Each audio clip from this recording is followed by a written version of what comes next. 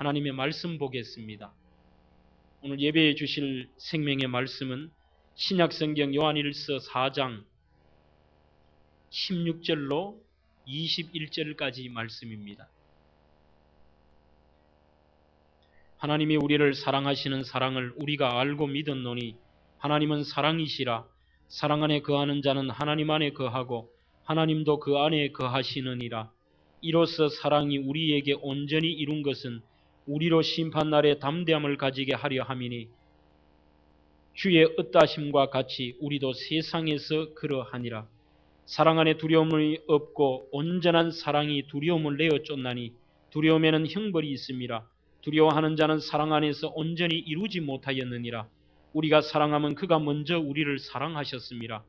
누구든지 하나님을 사랑하노라 하고 그 형제를 미워하면 이는 거짓말하는 자니 보는 바 그 형제를 사랑치 아니하는 자가 보지 못하는 바 하나님을 사랑할 수가 없느니라. 우리가 이 계명을 주께 받았으나니 하나님을 사랑하는 자는 또한 그 형제를 사랑할지니라. 아멘. 신람 찬양대 찬양으로 하나님께 영광을 돌리겠습니다. 할렐루야. 저 따라 한번 선포하겠습니다. 중간에도 제가 이 말씀을 한 번 더 하겠습니다면 어렵지만 사랑은 해야 합니다. 한 번 더 하겠습니다. 어렵지만 사랑은 해야 합니다. 불신자들이 우리 기독교의 특징과 교리를 한마디로 정의하라고 한다면은 대다수가 기독교는 사랑의 종교라고 표현을 합니다. 틀린 말은 아닌 것 같습니다. 일찍이 유럽을 석권했던 프랑스의 나폴레옹은 나는 검을 가지고서 구라파를 정복하려고 했지만 예수 그리스도는 사랑을 가지고 세계를 정복했다라고 그렇게 이야기하고 있습니다. 예수님이 주신 최대의 계명은 무엇입니까? 그것은 바로 내가 너희를 사랑한 것처럼 너희도 사랑하라는 바로 이 계명입니다. 하나님은 본문에 보시면은 사랑을 좋아하시는 분이 아니라 사랑 자체라고 말씀하고 있습니다. 하나님은 자신의 사랑을 확증하시기를 신이 하나님께서 인간을 사랑하셨기 때문에 역사 속으로 그분이 친히 내려오셔서 하나님이 인간의 몸을 입고 이 땅에 오신 그 성육신의 사건은 정말 가장 위대한 사건이며 우리를 사랑하신다는 표현이었고 이 땅에 오신 예수님이 십자가에 달려서 저와 여러분들의 죄를 대신하여 돌아가심으로 대신 희생함으로 우리를 살리신 위대한 사랑의 모범을 우리에게 보여주셨습니다. 요한복음 3장 16절에도 하나님이 세상을 이처럼 사랑하사 독생자를 주셨으니 이는 저를 믿는 자마다 멸망치 않고 영생을 얻게 하려 하심이라. 하나님의 그 전제가 무엇이냐? 세상 우리를 사랑했기 때문에 독생자 예수 그리스도를 보내어 주셨고 그 예수를 믿는 모두에게 멸망과 고통과 죽음의 현장에서 영생을 주셨다는 이 사실입니다. 하나님의 사랑 때문에 우리는 구원을 얻었습니다. 하나님 사랑 때문에 우리는 죽음도 정복했습니다. 그분의 사랑 때문에 우리는 남들에게 없는 영생이 있기에 때로는 이 땅에서 낭만과 실망의 순간이 있어도 그저 기뻐하며 감사하며 살아가는 줄로 믿습니다. 라빈슨이라는 사람이 지은 책 신에게 솔직이라는 책에 보면은 이 땅에 모든 벌어지는 범죄들은 사랑이 없기 때문에 일어난다라고 그렇게 얘기를 합니다. 무슨 사건이나 무슨 범죄이든지 그 속에 깊이 들어가 보면은 다 거기에는 사람에 대한 사랑, 어떤 사랑이든지 사랑이 결핍되어 있다는 것이지. 심지어 레마 주석에 보면은 우리 예수 믿는 사람과 믿지 않는 사람의 신불신을 구분하는 것은 믿는다 안 믿는다이지만 겉으로 외적인 기준은 어디에 있느냐? 저 사람이 믿음을 따라 선한 행실과 사랑을 실천하며 사느냐 안 사느냐에 따라서 그 기준이 된다는 겁니다. 내가 사랑하며 사는 사람은 한마디로 예수 믿는 사람이다. 아무리 내가 성경 말씀을 많이 읽고 듣고 또한 신앙생활을 오래 했을지라도 그 속에 사랑의 실천이 없으면은 그는 진정한 기독교인이 아니라는 사실입니다. 하나님인 사랑이시라 이것은 본서신 요한일서의 저자였던 요한도 역시 그의 일평생의 핵심의 메시지였다는 사실입니다. 원래 이 사도 요한은 조금은 요즘 표현으로 하면 깍쟁이 같은 사람입니다. 그래서 남들이 뭐라고 하면 잘 피해 있기도 하고 또 얼마나 상냥하게 놀았던지 무엇 때문인지는 모르지만 예수님의 사랑도 듬뿍 받았던 죄자입니다. 그가 그렇다면 여성적인 성격만 갖고 있느냐? 그것도 아닙니다. 그는 우리의 아들이라고 할 만큼 화가 났을 때는 천둥이 치는 것처럼 화를 내기도 하고 성격이 급한 사람이었습니다. 무슨 문제가 있으면 예수님 하늘에서 불이 떨어져가 저 사람 죽여버리십시오. 그 정도로 할 만큼 과격한 사람이었습니다. 또한 이 사도 요한은 예수님의 십자가의 현장에 다른 제자들은 다 도망갔지만 그 자리에 있었다라고 탁월한 게 아닙니다. 어찌 보면은 혹시 무슨 일이 일어날까 아닌가 거기서 가지도 못하고 멀리서 예수님을 지켜보았던, 또 예수님의 그 마지막 순간에는 바로 그 앞에서 예수님의 음성을 들으려고 기다렸던 조금은 이중적인 인격의 소유자이가 아니었겠나 그렇게 분석이 됩니다. 그러나 그가 예수님께서 정말로 말씀대로 십자가에 돌아가셨고 그분은 하나님의 진정한 아들이었구나. 그분은 우리를 사랑하시되 자신을 희생시킬 만큼 진정히 우리를 사랑했다라고 깨닫게 됩니다. 예수님이 부활하신 다음에는 정말로 그분은 말씀대로 부활하셨고 그분은 우리에게 평강을 주셨구나. 이때부터 그가 메시지가 달라지고 삶이 달라진 것입니다. 늘 그의 입에 붙어 다니는 말은 여러분들을 사랑하라는 이야기였습니다. 특별히 이 요한은 하나님께서 요한계시록의 기록 때문에 아마 순교를 시키지 않은 것 같습니다. 전승에 보면은 불에 태워도 이 사람이 타지를 않고 할 수 없이 사람이 이 요한을 죽이지를 못하고 밤모섬이라는 곳에 유배를 보내게 되는 것이지. 노년에 유대 전승에 보면은 이 요한이 다리가 많이 불편했던 모양입니다. 그래서 걷기도 힘들고 서 있기도 힘든데 설교를 할 때는 양쪽에서 제자들과 성도들이 이 요한 선생을 부축을 해서 강대상에 올립니다. 그러면은 팔을 가지고 이 강대상을 붙잡고 언제나 오르면은 늘 한결같은 설교 한 편만을 하더라는 겁니다. 그 내용은 이런 것입니다. 여러분, 하나님은 사랑이십니다. 하나님이 우리를 사랑하심과 같이 여러분들도 사랑하며 사십시오. 그 말을 하고 내려가더라는 겁니다. 오늘 본문은 우리가 사랑의 계명, 이 중요한 예수님의 명령인 사랑의 계명을 실천할 때는 하나님께서 우리 안에 내주하신다는 겁니다. 물론 성령이 예수 믿으면 우리 속에 오시지만 내가 그분의 사랑을 부족하지만 내 삶의 현장에서 실천할 때는 그때 예수님이 네가 나의 사랑을 실천하는구나, 우리의 심령에 그분 예수님이 찾아오신다는 겁니다.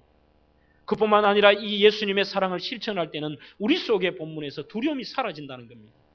예수 믿고 사랑을 실천하는데도 마음에 두려움이 있고 공포가 있다면 그것은 진정으로 예수 믿는 사람이 아니라는 거죠. 너가 나의 사랑을 실천할 때는 너는 두려움도 사라진다는 이 사실입니다.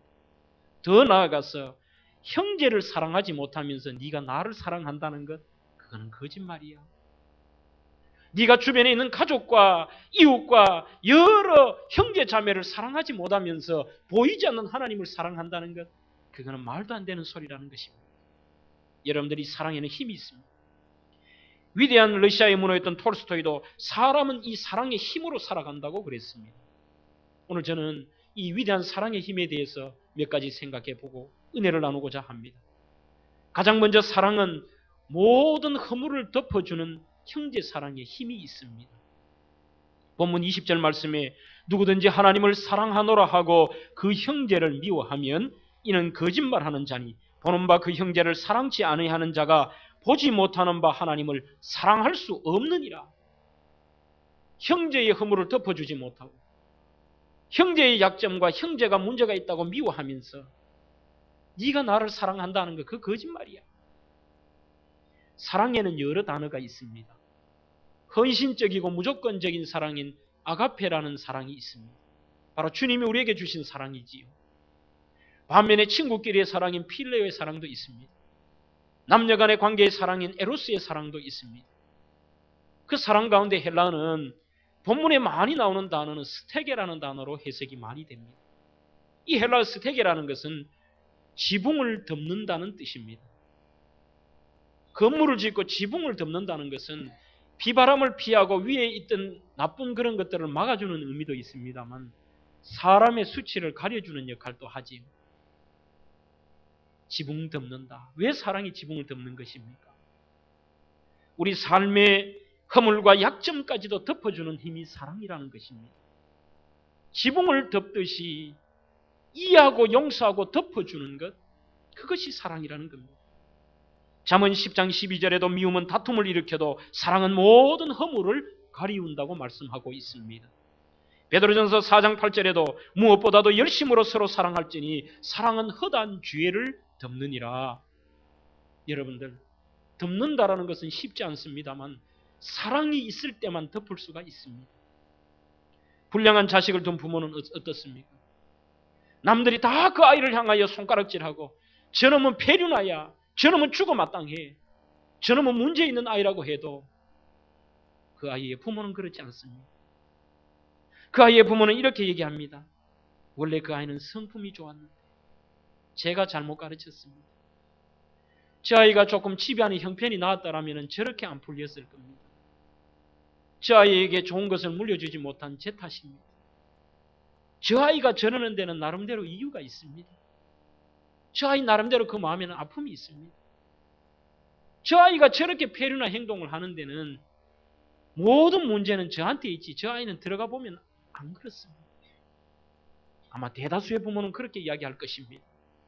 왜냐하면 그 속에 어버이로서의 사랑이 있기 때문에 형식적으로 이 아이를 덮어주는 게 아니라 정말로 이 아이의 허물을 드러내지 않도록 하고 이 아이를 감싸주고 싶은 그 어머니의 깊이 있는 사랑이 있는 것입니다. 그러므로 허물을 덮는다는 것은 내가 의지로 억지로 참아서 덮으려고 해도 덮을 수가 없습니다. 덮을 수 있다는 것은 우리 속에 사랑이 힘이 있을 때 가능한 겁니다. 오늘날 사람들은 자기의 수많은 허물을 생각할 줄도 모르고 오히려 남의 허물과 결점과 약점을 찾기에 급급하는 것은 이것 역시 오늘 저희들이 살아가는 이 사회가 얼마나 많은 사랑의 결핍이 있는가를 보여주고 있습니다. 요즘은 부부간에도 덮어주지를 못합니다. 형제끼리도 덮어주지를 못합니다. 심지어는 부모의 허물과 자녀의 허물도 이제는 이 시대는 조금씩 바뀌어지는 것 같습니다. 저는 이런 생각을 해봅니다. 만약 하나님께서 우리의 허물을 다 드러내셨더라면 여러분들의 삶의 허물들, 여러분들의 죄악들을 다 드러냈다라면 아마 이 자리에 있는 장 목사도 이 자리에서 떳떳하게 설교할 수도 없을 거고 여러분들도 이 자리에 떳떳하게 앉아있을 분은 아무도 없을 것입니다. 바로 하나님께서 이유 없이 우리의 허물과 죄악을 영원히 죽을 수밖에 없었지만 죽을 죄인을 거듭거듭 용서해 주시고 우리의 생명을 연장시켜 주시고 죄가 없어서 없는 게 아니라 그분이 죄 없다 인정해 주심으로 말미암아 우리는 이렇게 떳떳하게 살아가는 것입니다. 그분은 우리의 과거의 허물에 관심이 없습니다. 그분은 우리의 약점에도 관심이 없습니다. 과거의 회개 전에 우리의 죄악에도 그분은 관심이 없으신 분이십니다. 그분은 우리의 모든 허물을 덮어주시는 하나님의 사랑 때문인 것입니다. 여러분들, 허물을 덮어준다고 할 때에 오해하지 마십시오. 무슨 죄를 눈감아 준다라는 그런 의미는 아닙니다. 허물을 덮어준다고 할 때는 긍휼히 여기는 마음을 가지는 것입니다. 저 사람 참 불쌍하다. 더 나아가서 눈을 감아주는 것이 아니라 관용의 마음을 가지는 것. 오늘 장로님도 그 기도를 하셨습니다만 너그러운 마음. 나한테는 굉장히 인색하지만 남들에게는 너그러운 그런 관용의 마음. 이것이 바로 본문에서 얘기할 수 있는 덮어주는 사랑인 것입니다. 더 나아가서 사회학자 에릭 프롬이라는 분이 얘기했던 것처럼 사랑이라는 것은 우리의 삶에서 이해하는 것입니다. 저 사람을 이해해 주는 것입니다. 덮어주려고 하는 때는 이해를 해줘야 됩니다. 저 아내가 왜 저럴까? 저 남편이 왜 저럴까? 저 사람이 왜 저러지? 그분의 입장에서 이해해 주는 것이 덮어주는 것입니다. 창세기 13장의 아브라함과 롯의 사건을 통하여서도 이 아브라함의 장점은 무엇인가 하면 그는 관용의 사람이었습니다. 참 너그러운 사람이었습니다. 깍쟁이 같은 조카 앞에서도 그에게 선택권을 먼저 부여. 그가 문제가 되어 발생할 때도 그를 또 구출해 주고, 한 번 쏟고 두 번 쏟는 게 아니라 늘 그는 덮어주고 이해하고 관용하는 것이 아브라함의 삶이었던 것입니다. 여러분들, 정말로 우리는 하나님이 덮어주시고 긍휼히 여겨 죽을 생명이 살아났기 때문에 어렵지만 사랑해야 하는 것입니다. 어렵지만 덮어주는 이 사랑이 우리 속에 있어야 하는 것입니다. 한 번 더 따라하겠습니다. 정말 어렵지만 사랑해야 합니다. 정말 어렵지만 허물을 덮어줘야 됩니다. 그것이 바로 은혜입니다. 여러분들, 은혜라는 것은 이 자리에서 말씀을 듣고 오늘 목사님 말씀이 이해가 잘 된다, 은혜가 된다, 이게 아닙니다. 그게 은혜가 아니라 진정한 우리의 이 말씀의 은혜, 그것은 여러분들이 이곳에서 생명의 말씀을 들었을 때에 어느 한 작은 부분이라도 여러분들의 가정에서, 여러분들의 직장에서, 여러분들의 삶의 현장에서 그 말씀을 하려고 노력하는, 말씀대로 살려고 부딪히고 애쓰고 노력하는, 그것이 은혜 받은 것입니다. 여러분들 나가시면서 저에게 목사님 은혜 받았습니다, 인사 안 하셔도 좋습니다. 은혜라는 것은 여러분들의 삶에 돌아갔을 때에 오늘 우리 목사님이 말씀에 하나님의 말씀을 떼어날 때 덮어주라 그랬다. 이것은 상대방에게 긍휼히 여기는 마음이다.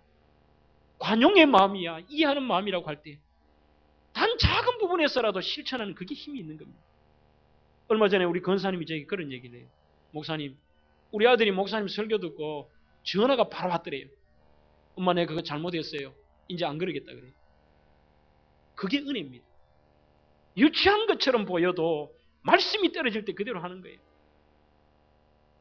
제가 유사히 휘발유에 대한 설교를 하니까 또 전화가 왔더래요. 유사히 휘발유 엄마, 목사님이 그래 한다는데 안 써야 된다는 거예요.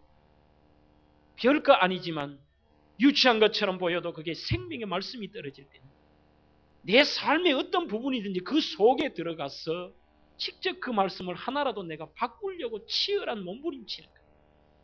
이것이 은혜인 줄로 믿습니다. 긍휼히 여긴다는 것은 측은히 여긴다, 불쌍히 여긴다는 것입니다. 이것이 누가복음 15장의 탕자의 사건을 보면 정확하게 나와 있습니다. 한글 성경의 번역은 측은히 여긴다라는 표현, 이거는 동양 사상에서 얘기하는 측은지심을 이야기하지요. 불쌍히 여기는 마음, 긍휼히 여기는 마음. 그런데 이 본문이 영어 성경에는 더 분명하게 긍휼이라는 말이 나와 있습니다. 바로 이런 사건입니다. 아들이 아버지의 재산에 자기가 받을 분깃을 받아서 먼 나라로 갔다가 거기서 허랑방탕한 재산을 남기고 마지막 그 종국적인 모습은 짐승보다 못한 취급을 받다가 더 이상 참을 수 없어서 아버지 곁으로 돌아오는 바로 그 사건입니다. 그런데 그곳에서 아버지와 형의 마음은 하늘과 땅이었습니다. 아버지는 돌아오는 이 아들에 대해서 과거에 그가 아버지의 곁을 떠났다, 저놈은 정말로 나에게 문제 있는 자녀였어, 섭섭하게 했고 그리고 내 재산을 날렸고 저 아이는 허랑방탕했다라는 그 아이의 죄를 먼저 본 것이 아니라 저 아이가 얼마나 힘들었을까, 저 아이가 저런 비참한 모습으로 돌아왔을 때는 얼마나 괴로웠으면 이래 돌아왔겠나. 아버지는 밤잠을 못 자고 한 동구 밖에서 이 아들을 기다리는 마음, 그것이 바로 긍휼히 여기는 마음, 덮어주는 마음, 긍휼을 베푸는 마음인 것입니다. 반면에 그는 죄가 없다고 생각했지만 그의 형은 동생에 대해서 측은히 여기고 긍휼히 여기는 마음보다는 나는 아버지 옆에 열심히 일했는데 금가락지 하나 안 주는데, 동생은 범죄하고 돌아와가지고 참 비참한 모습으로 와도 금가락지 끼우고 잔치 벌여주고 아버지에게 원망불평하고 동생에게 섭섭한 마음을 가지는 것입니다. 그것이 아버지와 형의 차이지요. 여기에서 누가복음 15장 20절에 이런 표현이 나옵니다. 이에 일어나서 아버지께 돌아가니라. 아직도 상거가 먼데 서로 간의 거리가 먼다는 겁니다. 아들은 아버지 모습도 발견하기 전인데 아버지가 저를 보고, 아버지가 먼저 본 것이에요. 아버지가 저를 보고 측은히 여겨 달려가 목을 안고 입을 맞추고, 여기서 주목할 수 있는 단어가 측은히 여긴다는 단어입니다. 그런데 영어 성경에는 filled with compassion, 완전히 그 아들을 향해 긍휼이 충만했다, 그런 뜻입니다. 이 아이를 불쌍히 여기고 이해하는 마음과 관용하는 마음, 안타까운 마음이 꽉 아버지의 마음에 차 있던 것이지. 그것이 사랑의 힘입니다. 여러분들, 하나님은 이 힘을 원하시는 것입니다. 우리가 이런 사랑을 하기를 원하시는 겁니다.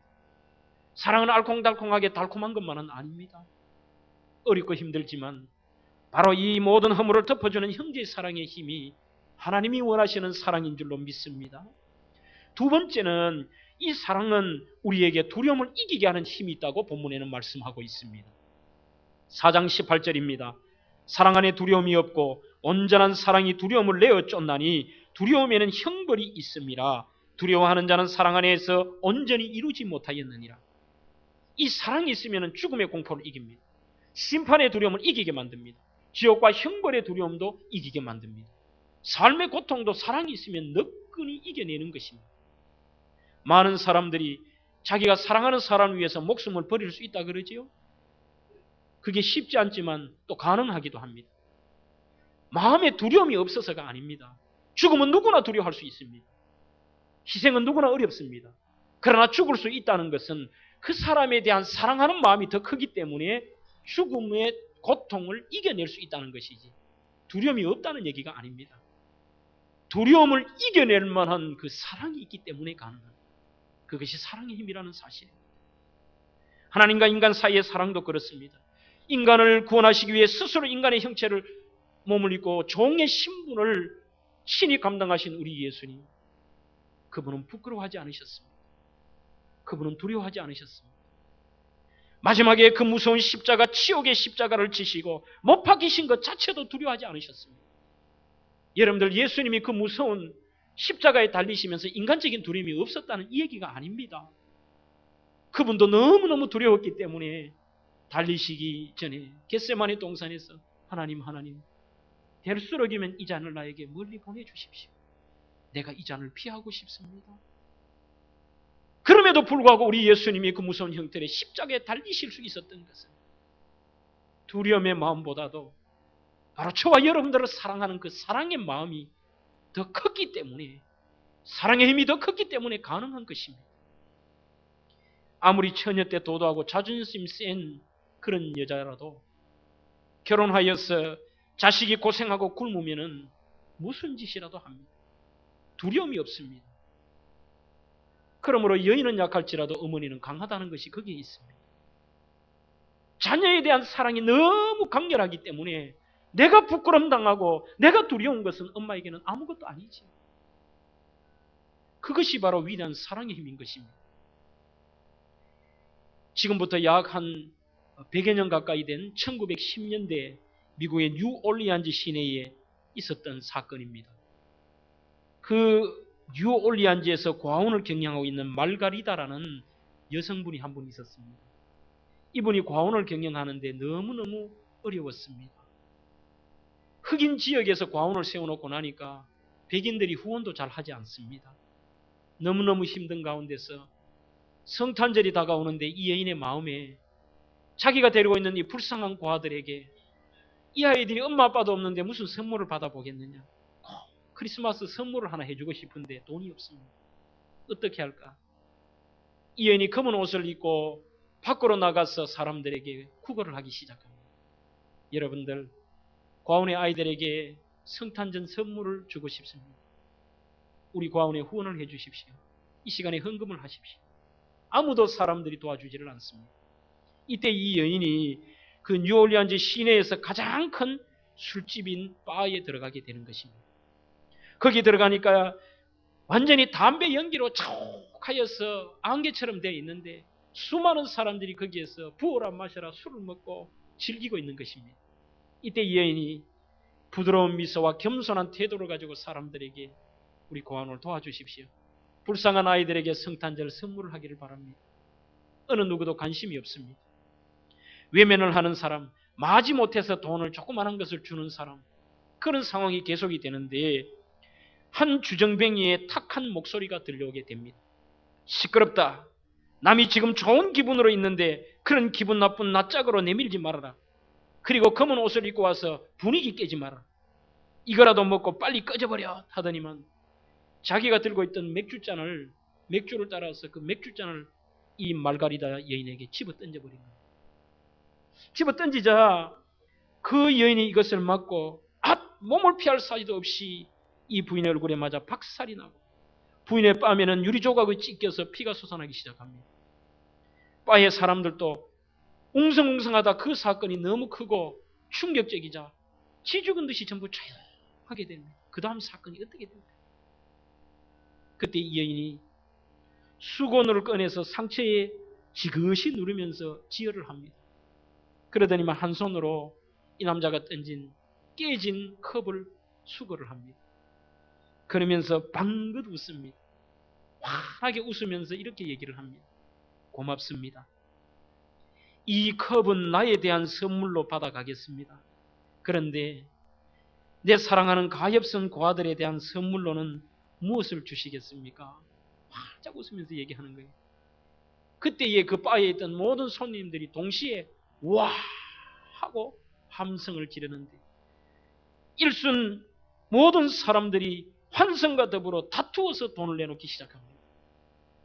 그때에 이 부끄러운 광경 앞에 그 술주정뱅이도 조용하게 사라지는데 뭐를 탁자 위에 얹어놓고 조용하게 사라집니다. 탁자 위에 그것을 보니까 아마 이분이 좀 부자였던 모양이에요. 두툼한 자기의 지갑을 전체를 내어놓고 그 위에다 조그마한 종이 쪽지에다 작은 글을 남겼는데 뭐라고 써놨느냐. 이것을 불쌍한 고아들에게 그래 한마디 적어놓고는 나가버리더라는 겁니다. 여러분들 정말 그렇습니다. 아이를 사랑하는 그 위대한 힘은 자기가 다치고 자기가 자존심 상하는 것은 이 여인에게 아무것도 아니었습니다. 두려움을 물리칠 수 있는 힘이 사랑의 힘보다는 약했다는 사실입니다. 지금도 이 뉴올리언스에 가면은 그 여인이 세웠던 고아원이 아직도 운영되고 있습니다. 위대한 사랑이지요. 장래일을 한 치 앞도 내다보지 못하고 이 세상 일평생 두려움, 공포, 근심, 염려를 안고 살아가는 것이 우리의 인생입니다. 여러분들 두려움을 떨칠 수가 있습니까? 오늘 우리의 삶의 두려움을 떨칠 수 있는 것은 하나님이 우리를 사랑하신다는 그 사랑의 힘, 내가 사랑하며 살 때에 내 삶의 두려움은 떨쳐버릴 수 있을 줄로 믿습니다. 하나님의 사랑의 힘은 심판과 죽음에서도 우리를 구원하셨습니다. 더 나아가서 하나님의 사랑은 세상의 위험 속에서도 우리를 구원하시기에 두려움을 이기게 하는 것입니다. 로마서 8장 37절에 그러나 이 모든 일에 우리를 사랑하시는 이로 말미암아 우리가 어떻게 이긴다고요? 넉넉히 이기느니라. 우리를 사랑하시는 하나님 때문에 이 땅에서 우리는 넉넉히 이기기 때문에 두려워 말라는 것입니다. 이사야 20편 23편 4절에도 내가 사망의 음침한 골짜기로 다닐지라도 해를 두려워하지 않을 것은 주께서 나와 함께 하심이라. 주의 지팡이가 막대기가 나를 안위하시나이다. 여러분들 두려워하지 마십시오. 두려워할 때마다 더욱 사랑하며 사십시오. 여러분들이 두려움이 생길 때마다 하나님을 더욱 뜨겁게 사랑하고 이웃을 사랑할 때에 여러분들의 삶의 모든 두려움은 사라질 줄로 믿습니다. 마지막 세 번째로 사랑은 자기를 희생하는 힘이 생기게 됩니다. 요한복음 15장 13절에도 사람이 친구를 위하여 목숨을 버리면 이에서 더 큰 사랑이 없느니라 그랬습니다. 정말 진실한 사랑은 하나님과 복음과 가족과 이웃을 위하여 자기 목숨까지라도 희생할 수 있는 위대한 힘을 우리에게 공급하는 것입니다. 오늘날 어떻습니까? 자기의 명예와 이익과 상대방을 희생시켜라도 이용만 하려고 하는 각박한 세상 가운데 오늘은 정말 희생하는 사람이 없습니다. 가정에도 그렇고 교회도 그렇고 더 나아가 이 나라 민족도 희생하는 자가 없기 때문에 문제가 있는 것입니다. 과거에 우리 조상들과 선배들과 부모와 과거에 우리 신앙의 선각자들은 그렇게 하지 않았습니다. 그들의 희생과 헌신이 있었기 때문에 오늘 우리가 있다는 것을 알아야 합니다. 요즘은 희생하는 자가 없기 때문에 모든 문제가 발생하지. 우리 부모님들은 얼마나 희생을 많이 했습니까? 뭐니 해도 우리 한국은 효의 나라라고 하지만 요즘은 부모님의 그 희생도 자녀들이 몰라주는 것 같아요. 그거는 기독교인의 자세가 아닙니다. 한국에서 일본어 강사로 오랫동안 체류했던 한 일본인이 일본으로 돌아가면서 내가 느낀 한국인 이미지 베스트 5라는 것을 글로 남겼습니다. 그런데 그분이 그가 한국인에게 가장 인상 깊었던 것이 무엇이냐고 물으니까 1등이 한국인의 효행심이라고 그랬습니다. 그러면서 더 충격적인 것은 이분이 뭐 해속거리라고 하는가요? 일본에서 말하는 우리 한국말로는 비상금. 그런 비상금을 모은 학생들이 많다 그럽니다. 일본어를 배운 아이들 중에. 그래서 물어보기를 너희들이 비상금을 모은 이유, 또 결혼한 분들은 남편과 아내 모르게 비상금을 모으는 이유가 뭐지요? 물었을 때 그 자기에게 배운 학생의 80%의 얘기가 부모님께 효도를 하기 위해서 비상금을 모은다. 이래 얘기했다고 합니다. 아직은 우리가 여러 다른 나라보다는 참으로 효도의 나라요.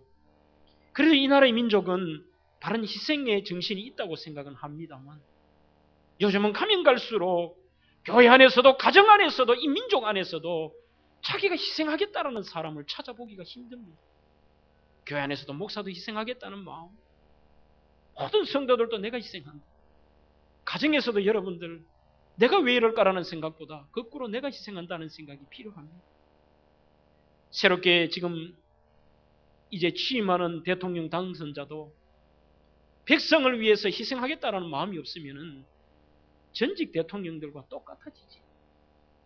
내가 정말로 사심 없이 백성을 위해 희생하겠다.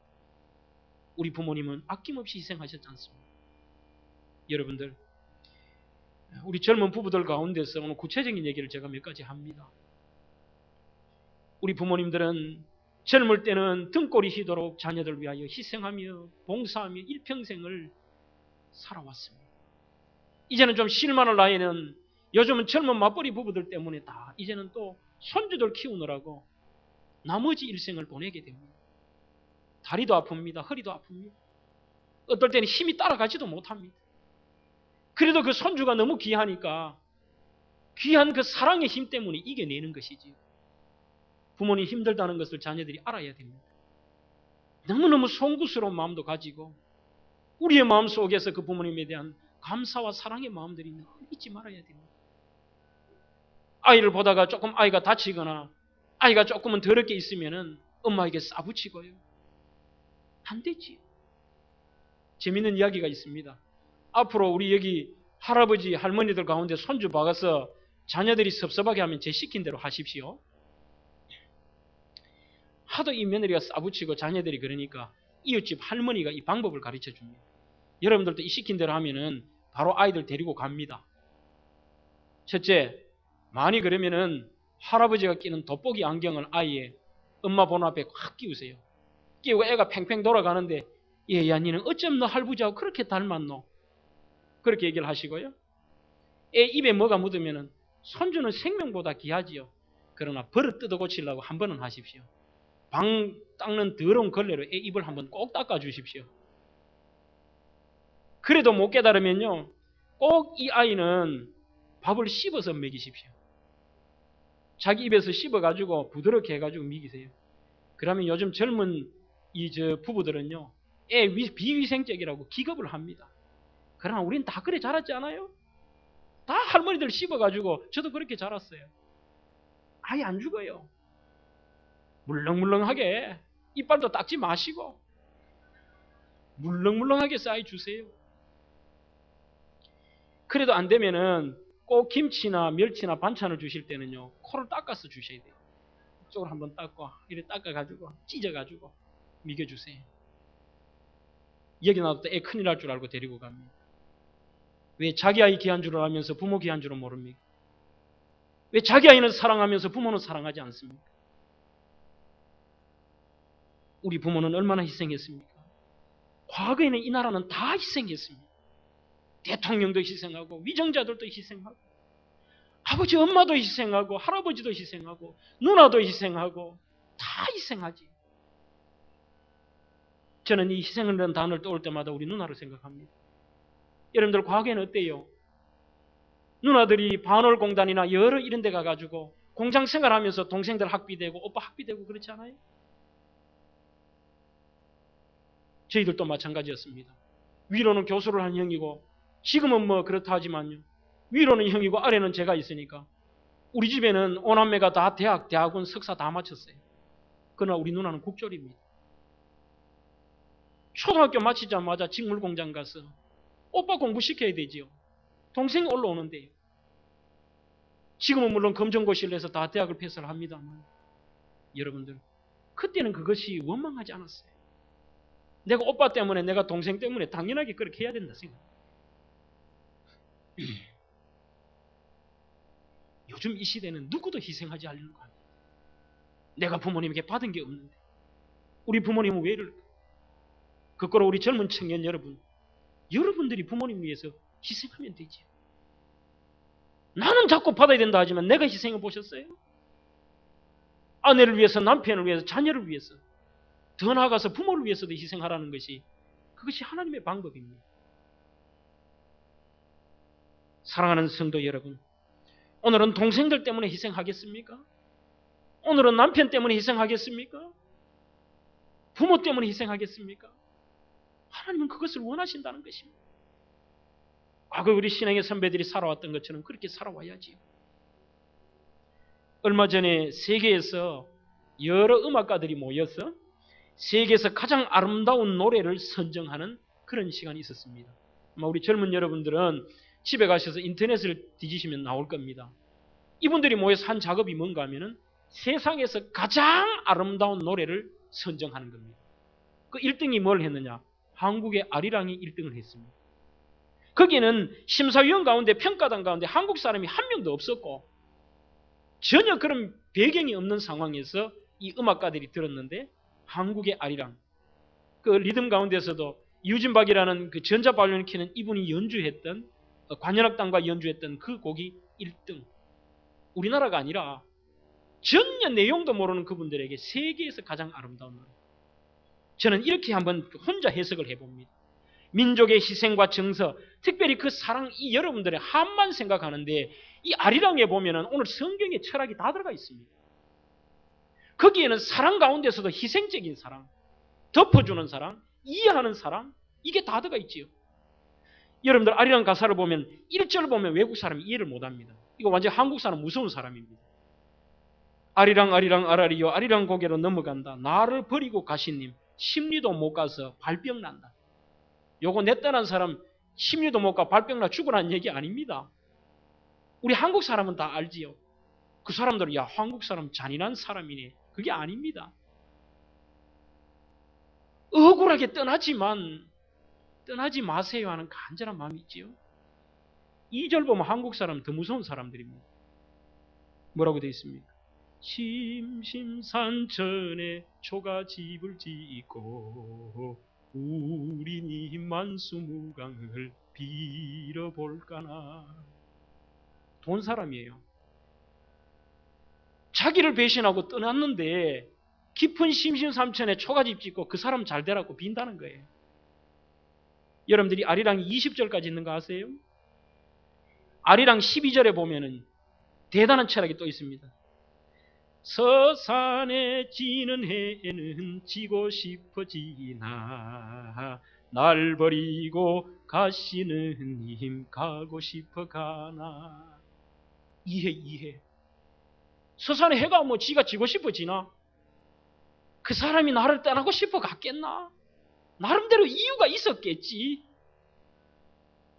그게 희생하는 사랑이에요. 20절에는 더합니다. 날 버리고 가는 님 잡지를 마오 갔다가 올 때가 더 반갑다네. 가도 안 잡는다는 거예요. 마음껏 일을 하다 와라. 이해한다. 배신하든 말. 다시 돌아올 때 그때 더 반갑지 뭐. 그건 한마디로 희생인 거예요. 이해하는 겁니다.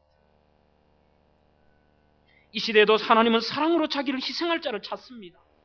톨스토이도 그의 글에서 사랑은 인간으로 하여금 타인을 위하여 자기를 희생케 한다고 했습니다. 우리가 하나님의 자녀 됐다는 거죠.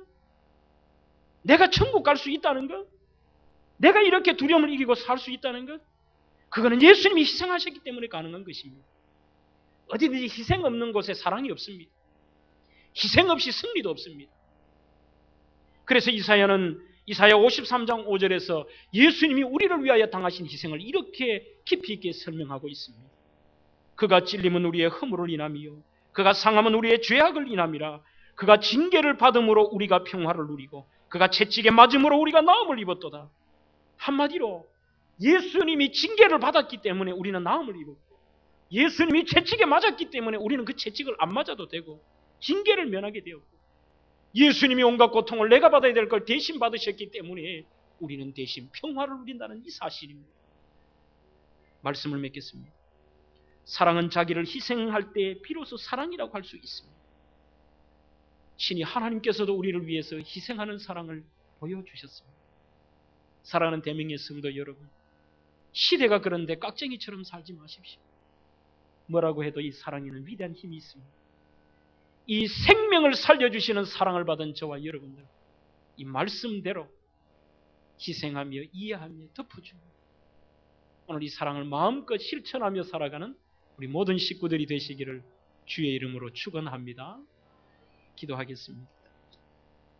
하나님 아버지 감사합니다. 오늘 우리에게 사랑에 대한 교훈을 허락하셨고 이 사랑을 실천하지 못하고 큰 사랑을 받았으면서도 사랑을 베풀지 못한 우리를 용서하여 주옵소서. 저희들의 삶의 현장에서 이제 부족하지만 작은 부분에서나마 말씀대로 살아가게 하시고 사랑하며 살아가는 우리 모두가 되게 하옵소서. 예수님 이름으로 기도하옵나이다. 아멘.